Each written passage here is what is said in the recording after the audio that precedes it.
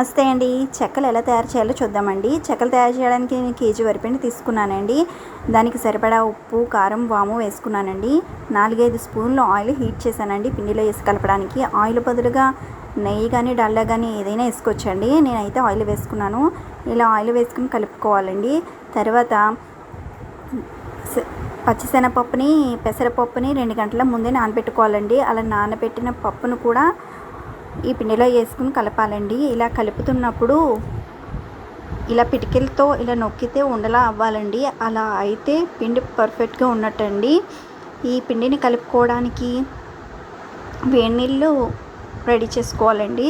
అలాగే కరివేపాకు కూడా ఈ పిండిలో వేసేయాలండి. తర్వాత మనం రెడీ చేసుకున్న హాట్ వాటర్ని కొంచెం కొంచెంగా యాడ్ చేస్తూ చపాతీ పిండిలా మెత్తగా కలుపుకోవాలండి. అలా కలిపిన తర్వాత ఆ పిండికి గాలి తగలకుండా ఒక ప్లేట్ మూతేసుకోవాలండి. కొంచెం కొంచెం పిండి తీసుకుంటూ చిన్న చిన్న బాల్స్లా చేసుకుని చెక్కల్లా ఒత్తుకొని ఆయిల్లో ఫ్రై చేసుకోవాలండి. తర్వాత వాటన్నిటిని ఒక డబ్బాలో స్టోర్ చేసుకోవాలండి. నేనైతే ఎప్పుడు పిండి వంటలు చేసినా ఫస్ట్ దేవుడి దగ్గర దండం పెడతానండి. ఇవి కూడా అలాగే దండం పెట్టాను. 1 కేజీ పిండికి ఈ డబ్బాడు చెక్కలు అయితే అయినాయండి. ఇలా చెక్కలు ఒకసారి ట్రై చేసి చూడండి. గుల్లగా వస్తాయి. పెసరపప్పు వేయడం వల్ల కమ్మగా కూడా ఉంటాయండి.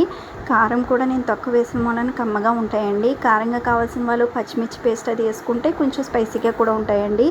ఒకసారి ట్రై చేసి చూడండి. థ్యాంక్ యూ అండి.